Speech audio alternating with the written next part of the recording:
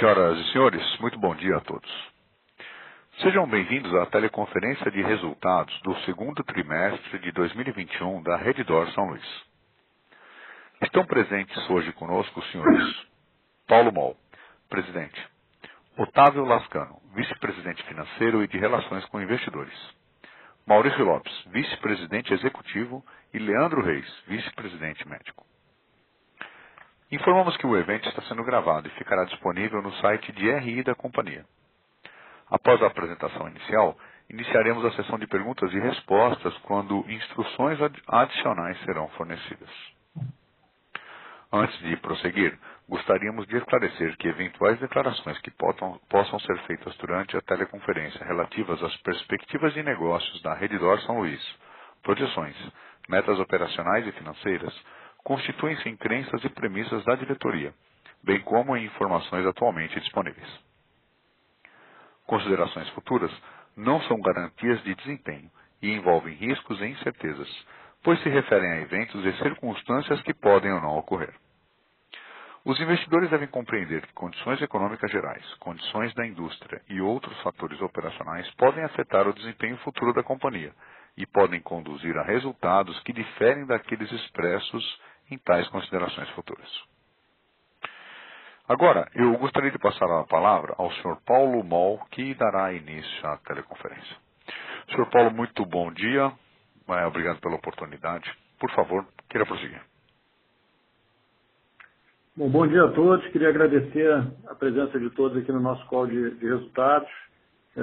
Antes de passar para o Otávio, que vai apresentar os excelentes resultados aí do segundo trimestre, eu queria atualizar a nossa evolução em alguns temas estratégicos, começando aqui pela nossa plataforma digital, que tem sido uma importante fonte de captação e retenção de novos clientes.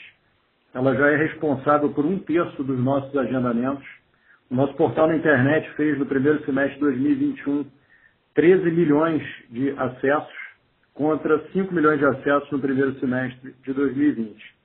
Através dessa plataforma, nós conseguimos integrar todos os dados de pacientes, de médicos, conseguimos dar foco na prevenção e coordenação do atendimento, aumentando a fidelização dos nossos pacientes, dos nossos clientes, e ao praticar o cuidado certo na hora certa, aumentar o bem-estar dos pacientes com um aumento de sustentabilidade para o setor de saúde. Também a gente vem conseguindo, como parte relevante da nossa estratégia, a gente vem conseguindo aumentar o nosso mix de cirurgias de complexidade, de atendimentos de alta complexidade. Nós medimos isso através do share de cirurgias complexas, que tem aumentado trimestre a trimestre. A gente vem tendo uma performance muito bem sucedida. Isso se deve ao nosso investimento em infraestrutura, em equipamentos médicos e capital humano, oferecendo para os nossos médicos e para os nossos pacientes a melhor estrutura para a realização deste tipo de procedimento. Na nossa agenda de crescimento, nós tivemos nos primeiros 6 meses de 2021 um CAPEX recorde de 3,1 bilhões de reais.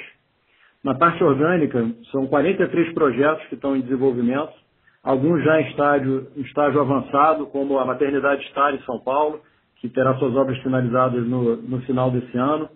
Temos também, em fase bastante avançada, a nova torre do Hospital Sino Brasileiro em Osasco. Temos a modernização do Hospital Ribeirão Pires, na Grande São Paulo. A ampliação da Clínica São Vicente, no Rio de Janeiro. Destacar aqui também na região Nordeste.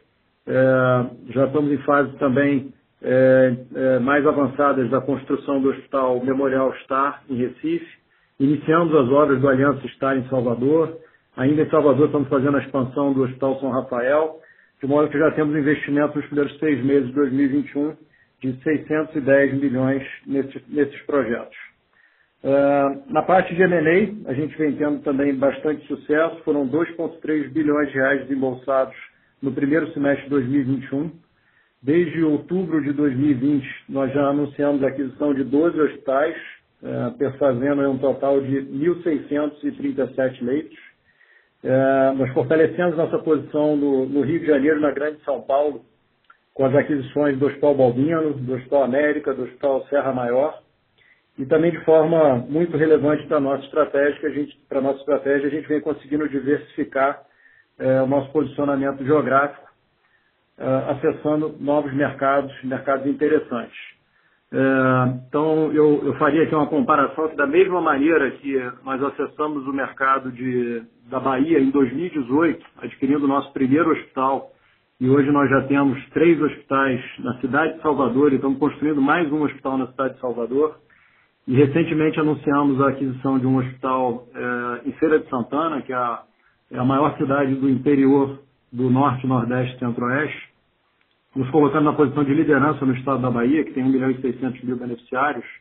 Essa mesma postura de acessar um mercado e usar uma plataforma para buscar a liderança e para buscar oportunidades de crescimento orgânico e inorgânico, nós vamos poder implementar em Minas Gerais, um mercado de 5,3 milhões de beneficiários, onde a gente já acessou através da aquisição do Biocor e anunciamos também ao lado do Biocor a construção do BH Star.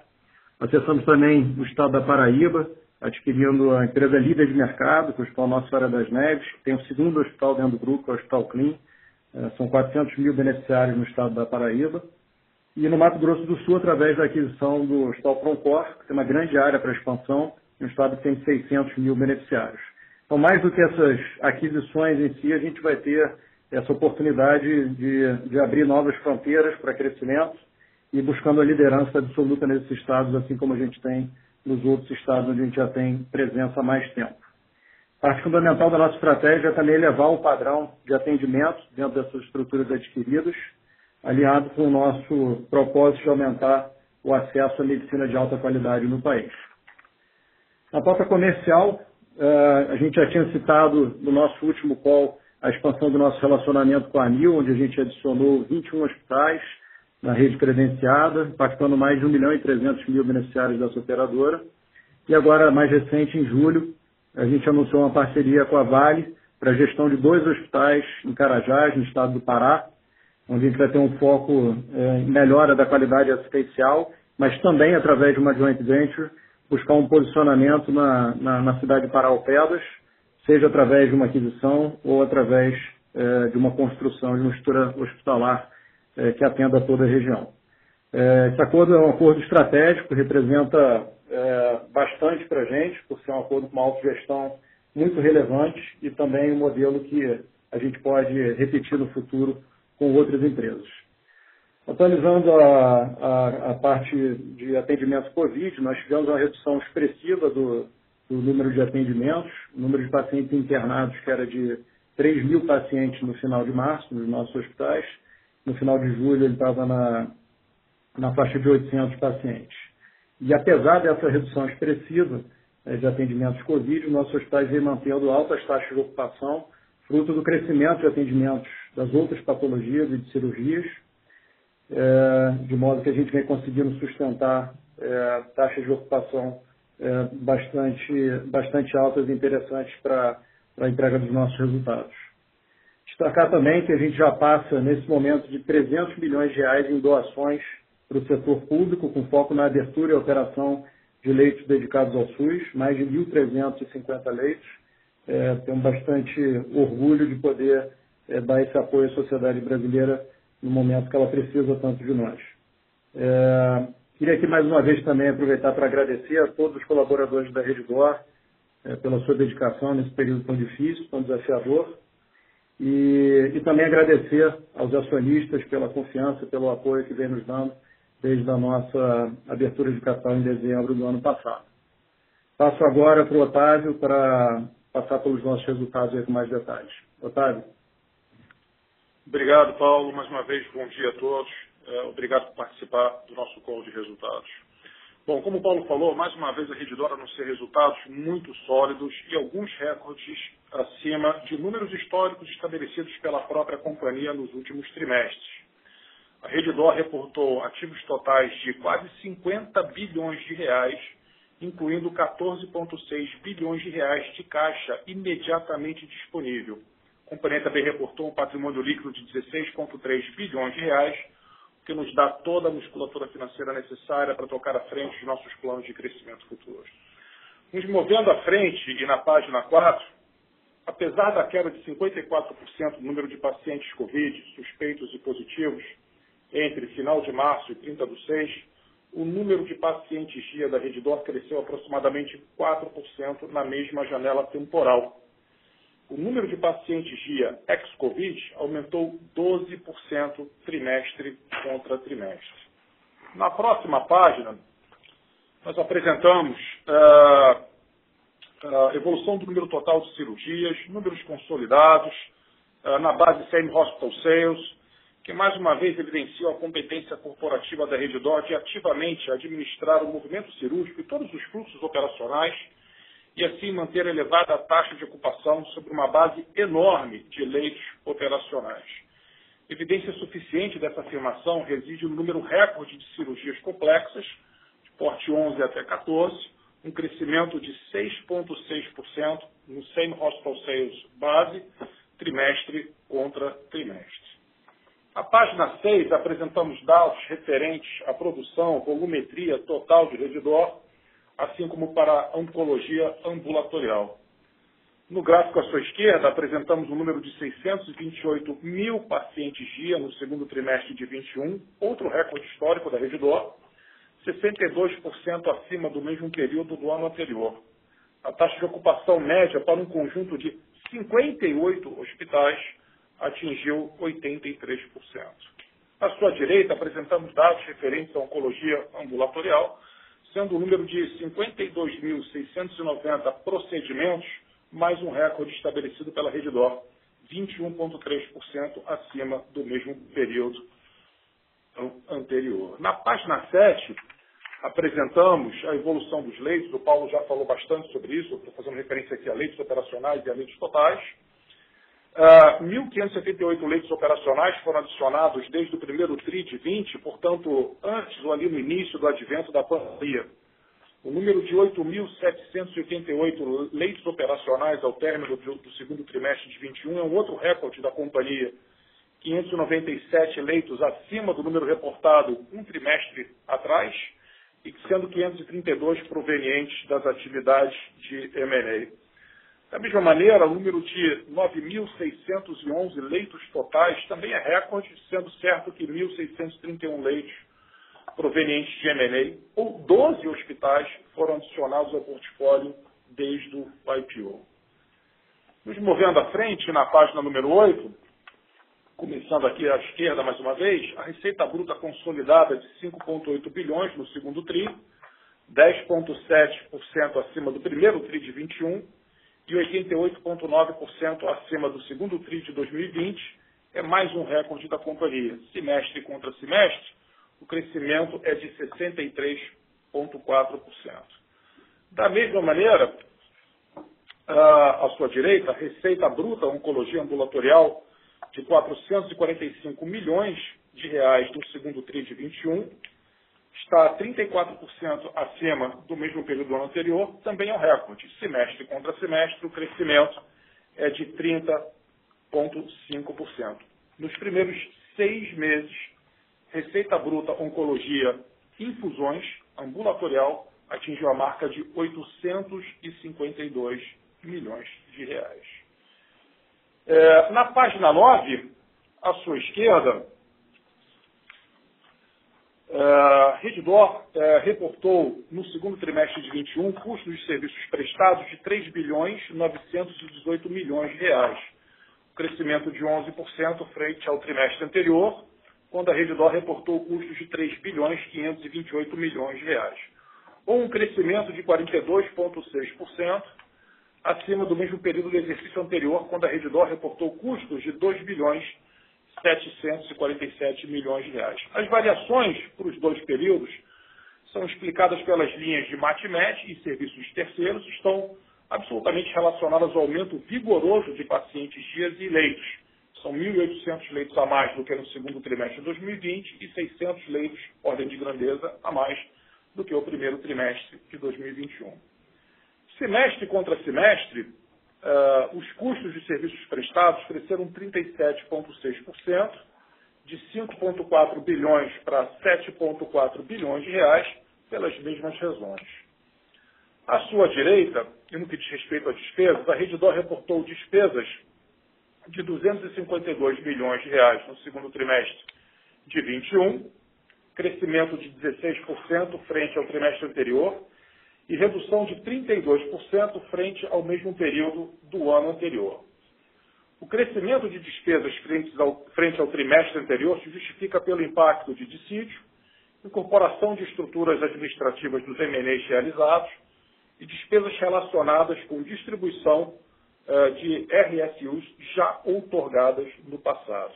Da mesma maneira, a redução frente ao mesmo período do ano anterior se justifica por menores despesas com RSU parcialmente compensados por maiores despesas com PLR para a força de trabalho assistencial em relação aos valores provisionados. Nos movendo então para a página seguinte, e começando mais uma vez à sua esquerda, o EBITDA de 2.379 bilhões de reais reportado para o primeiro semestre de 21, margem de quase 24%, é um recorde da companhia, assim como o EBITDA ajustado, apresentamos aqui no centro da página, reportado para o segundo trimestre de 21, de 1.554 bilhões de reais, um crescimento de 17% frente ao trimestre anterior. O fluxo de caixa operacional ajustado da companhia, à sua direita, foi de 887 milhões de reais antes dos impostos, ou 552 milhões de reais após tributos. O lucro líquido do trimestre e do semestre foi de 477 milhões de reais e 880 milhões de reais, respectivamente.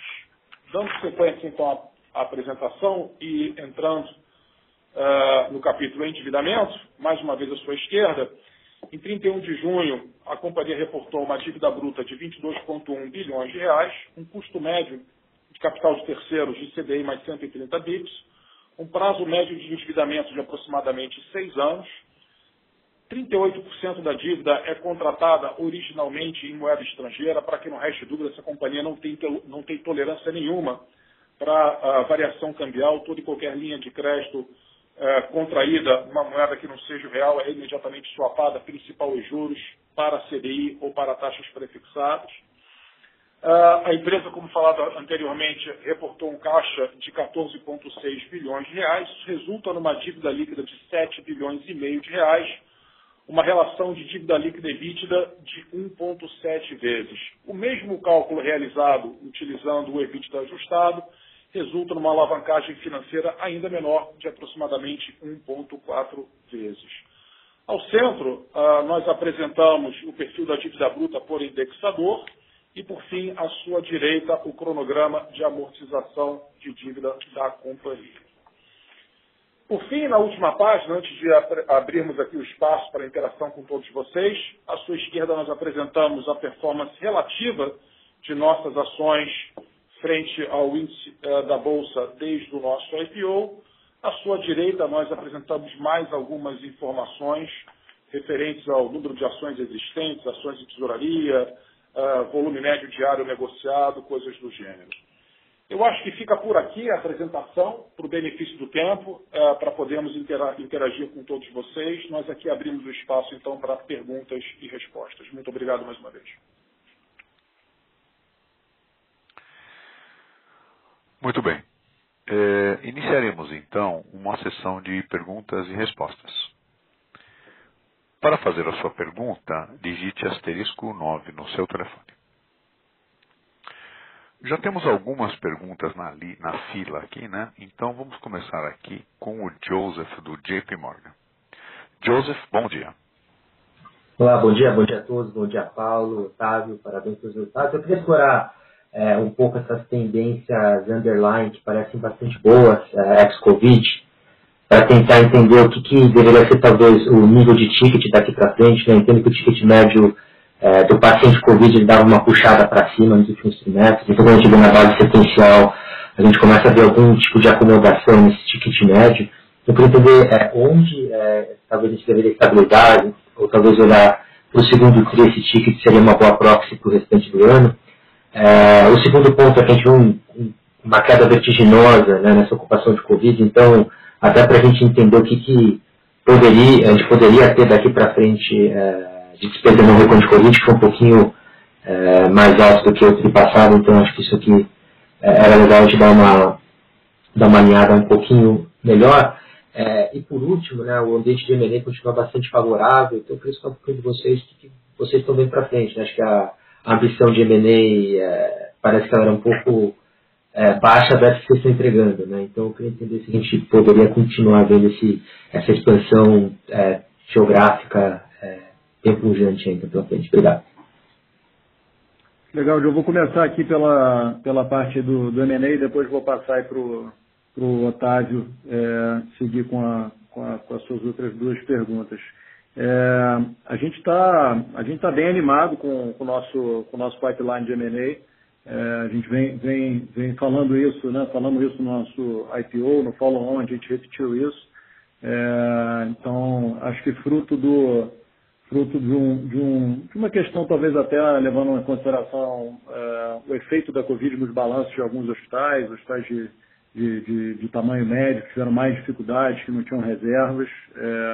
Isso, obviamente, tem um impacto dentro do nosso pipeline e até algumas questões de expectativas de múltiplos. Acho que teve uma acomodação e uma volta para patamares aí em linha com o patamar histórico. Então, a gente está aqui bastante animado com o tamanho aí do nosso pipeline. Eu espero que a gente tenha boas notícias aí para os próximos trimestres.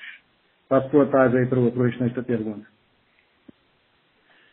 Joe, a gente não dá guidance para ticket, né, trimestre a trimestre, a gente não dá esse tipo de informação para o mercado. Mas eu vou aqui me permitir me fazer repetir. E nós acreditamos que, na medida que nós administramos ativamente todo o movimento cirúrgico e utilizamos os fluxos operacionais da empresa, isso vai mais do que compensar a queda da receita proveniente dos pacientes COVID, né? Como o Paulo falou no início da apresentação, essa tendência de queda do número de pacientes COVID ela está presente até o presente momento. Eu digo, estamos aqui já em agosto. E a companhia continua a reportar um número de leitos operacionais muito semelhante e uma taxa de ocupação também muito semelhante a essa reportada para o período que se encerra no final de junho. Então, eu acho que dessa maneira eu respondo bem a sua pergunta, sem aqui cruzar as quatro linhas e começar a comprometer a empresa aqui com guidances. Lembrando que KPIs têm méritos e deméritos, eles são tão bons, enfim, ou não, dependendo da maneira como nós utilizamos, e obviamente isso vale também para ticket médio. Perfeito. Obrigado, Paulo Otávio. Imagine. Obrigado a você.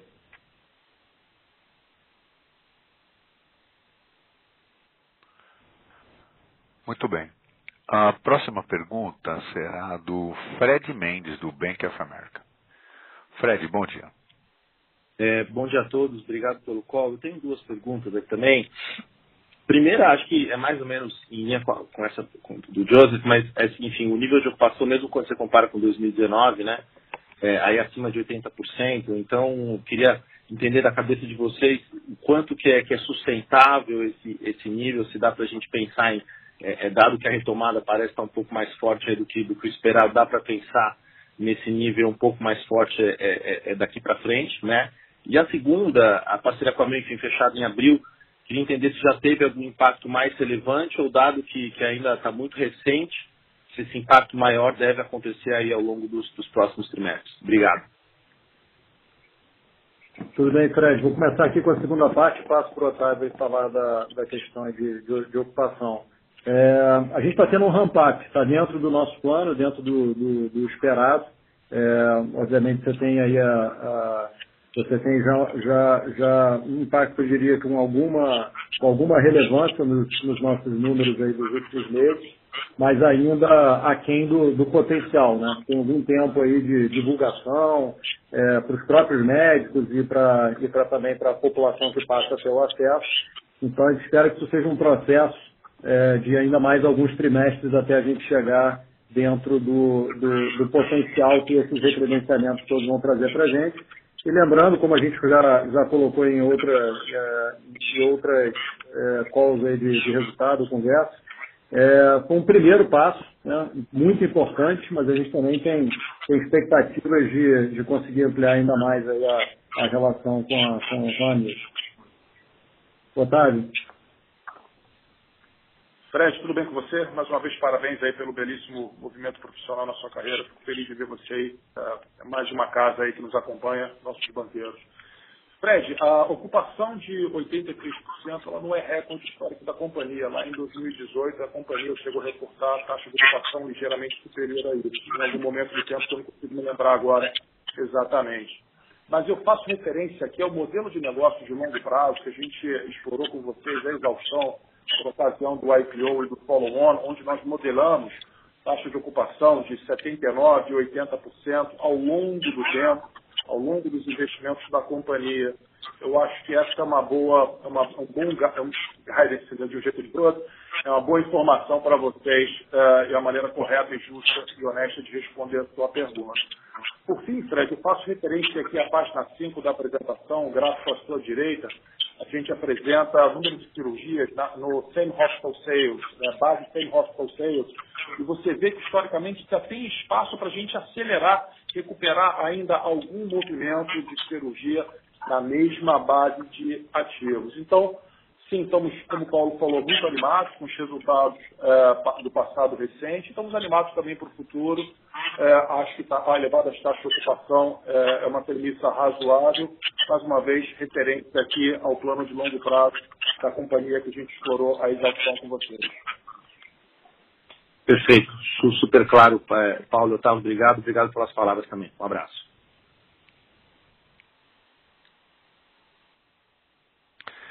Muito bem. A próxima pergunta será do Samuel Alves, do BTG Pactual. Samuel, bom dia. Bom dia a todos, Paulo, Otávio e demais diretores. São duas perguntas rápidas aqui do meu lado. A primeira é ainda sobre taxa de utilização. Vocês poderiam falar para a gente como que foi mais ou menos a taxa de utilização ao longo do segundo trimestre, né? Mais para entender se a taxa de utilização ela foi melhorando à medida que os casos de Covid foram caindo dentro da rede? Essa é a primeira pergunta. E a segunda pergunta, sobre os não recorrentes de Covid, a gente notou aí uma aceleração, né, trimestre a trimestre. Se vocês pudessem falar um pouco mais em detalhes, né, alguns exemplos de gastos aí de Covid que estão sendo ajustados aí no resultado, só para a gente entender aí essa aceleração trimestre a trimestre. Muito obrigado. Samuel, a taxa de ocupação ao longo do trimestre ela ficou mais ou menos estável. Tá? Não tivemos grandes flutuações na taxa de ocupação média. Mais uma vez, um portfólio de 58 hospitais. Tá? No que diz respeito à sua pergunta, itens não recorrentes Covid, lembrando aqui que a segunda onda, ela se manifestou, o pico da segunda onda, ela se manifestou ali ao término do primeiro trimestre. E, obviamente, a empresa, naquele momento, alguma antecedência, por óbvio, ela mobilizou recursos, incorreu em despesas e custos, e isso vem sendo desmobilizado ao longo do segundo trimestre, na medida que a severidade, né, o número de casos vem se reduzindo. Né? Então, essa é a resposta para a sua pergunta.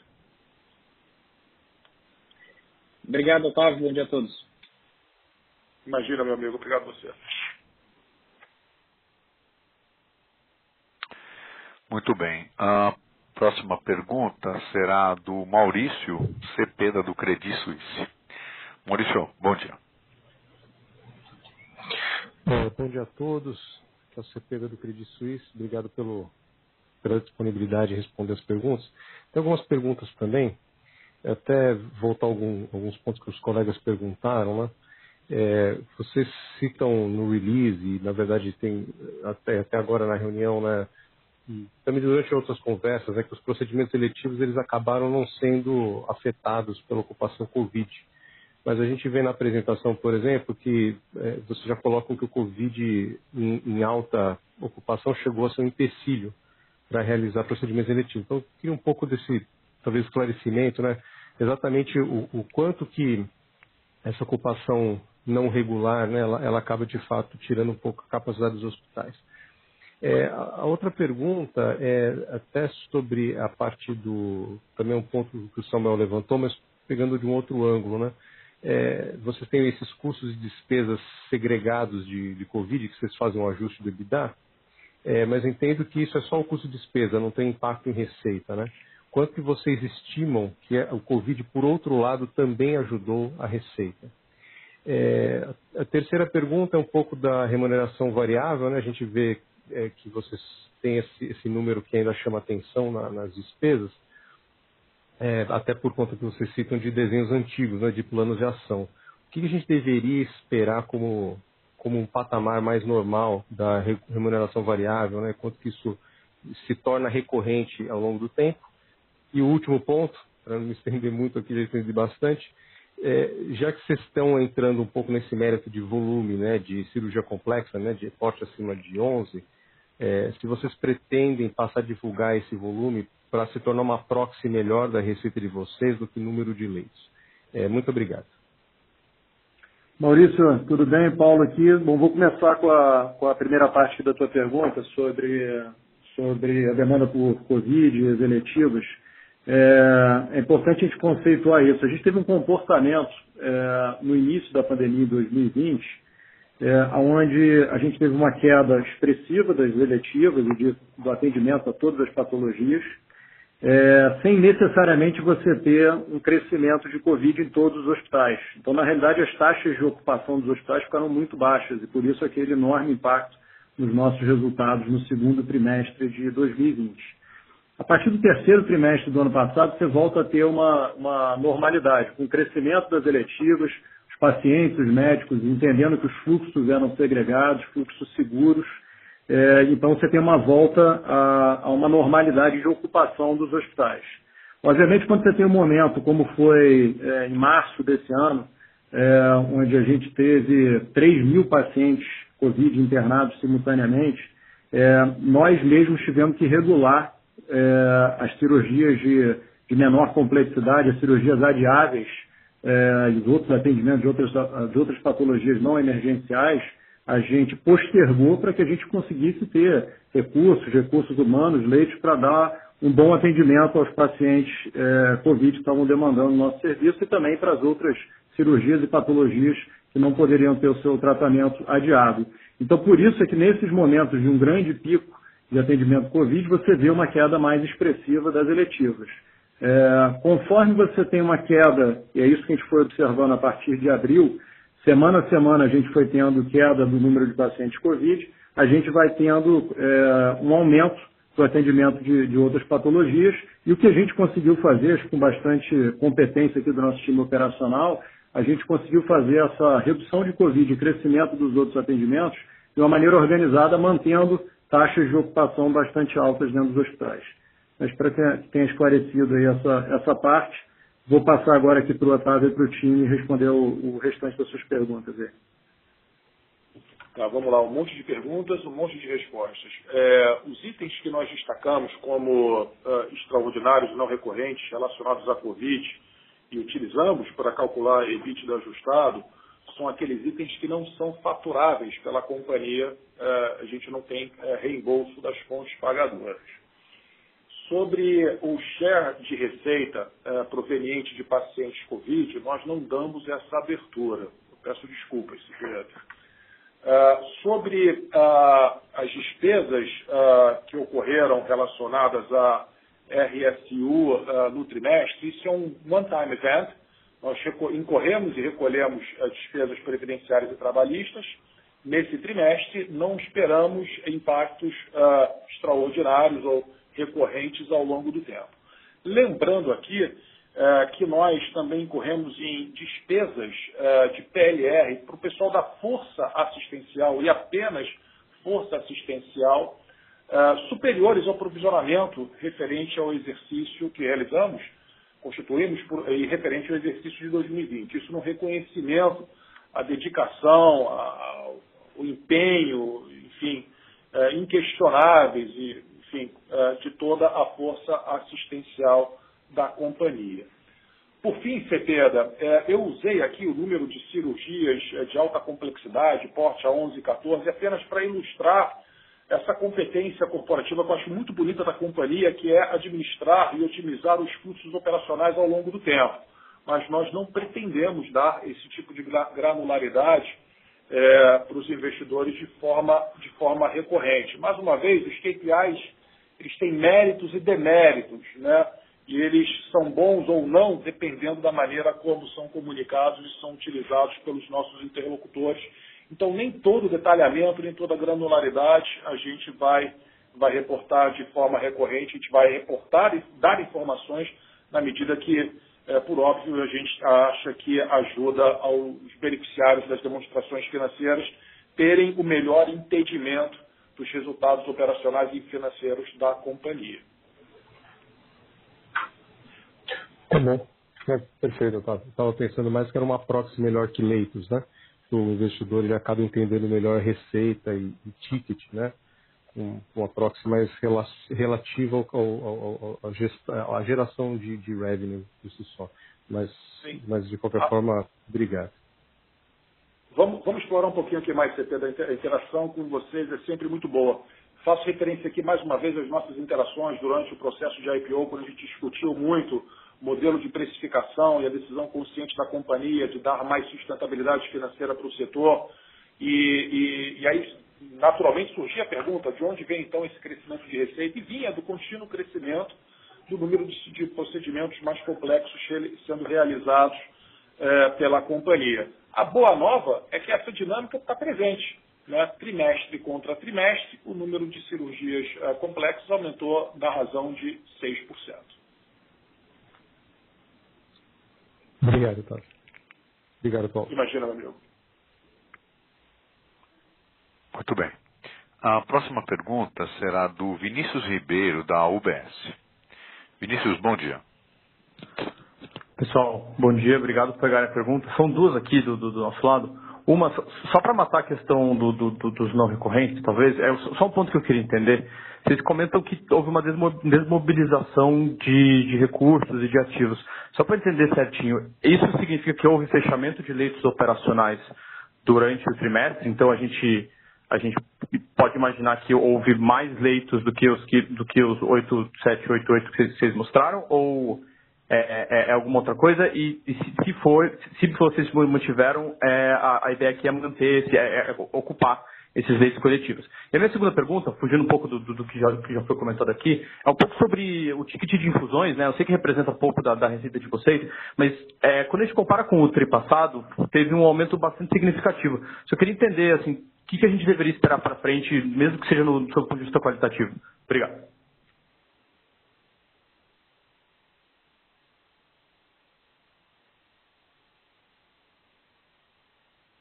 Obrigado pela pergunta.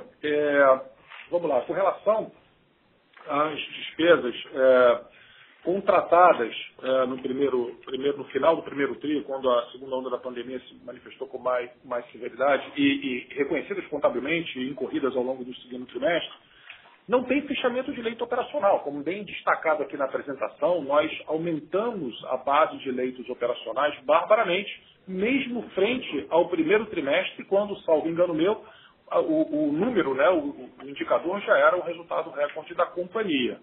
O que nós tivemos foi a eliminação, isso está acontecendo gradualmente, a eliminação de custos contratados, né, mão de obra adicional, insumos adicionais, contratados ali no final do primeiro trimestre, quando a primeira onda, mais uma vez, se manifestou com mais severidade. Na medida que o tempo passa, o número de casos Covid, positivos ou suspeitos, diminui dentro de nossas unidades, é de se esperar que esses custos eles não venham a ser recorrentes no futuro.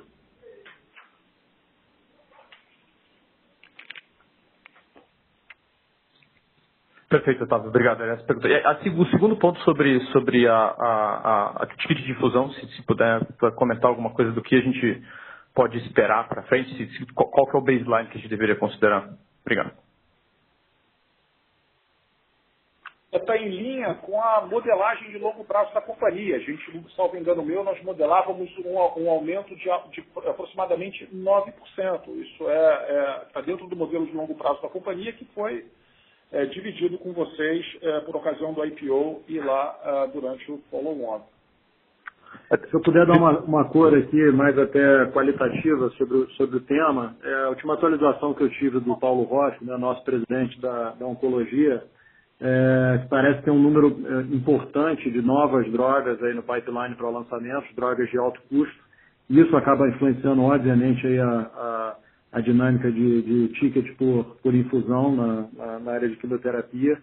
É difícil precisar para longo prazo tudo que a gente vai ter de impacto por esses lançamentos de novas drogas, mas eu diria que numa visão de mais curto e médio prazo, essa dinâmica de aumento de tickets sensivelmente acima da evolução de tickets de outros serviços médicos vai continuar acontecendo por essa dinâmica importante dentro da indústria de oncologia de lançamento de novas drogas quimioterápicas.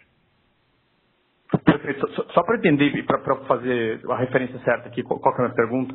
No segundo TRI, o ticket médio de infusão de vocês foi R$8,4 mil, contra no primeiro TRI um ticket médio de R$7,8 mil. Sei que talvez tenha uma questão de mix aí e tudo mais, mas é só isso que eu queria entender. Assim, se a gente, qual desses dois parâmetros a gente deveria considerar para o resto do ano e sobre qual baseline a gente deveria assumir o ajuste que vocês comentaram para o longo prazo?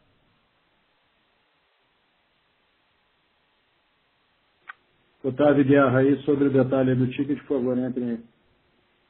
Olha só, o 10,8 ele é o aumento de ticket esse trimestre contra o mesmo trimestre do exercício fiscal anterior. Está absolutamente em linha com o modelo de longo prazo da companhia, aquilo que a gente vem comunicando com vocês. Esse trimestre contra o trimestre anterior, o aumento de ticket é da ordem de 7, 8%.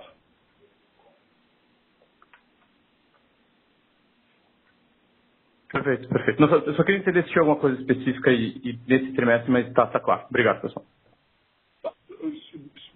Para tentar aqui exaurir aqui a resposta, se eu tivesse na sua posição, eu continuaria a modelar os 10% de aumento de ticket ano após ano, que é o que a companhia utiliza no seu modelo financeiro de longo prazo. Perfeito, Otávio. Obrigado. Imagina. Obrigado a você. Muito bem. Lembramos a todos os convidados que para fazer uma pergunta, basta digitar asterisco 9 no seu telefone.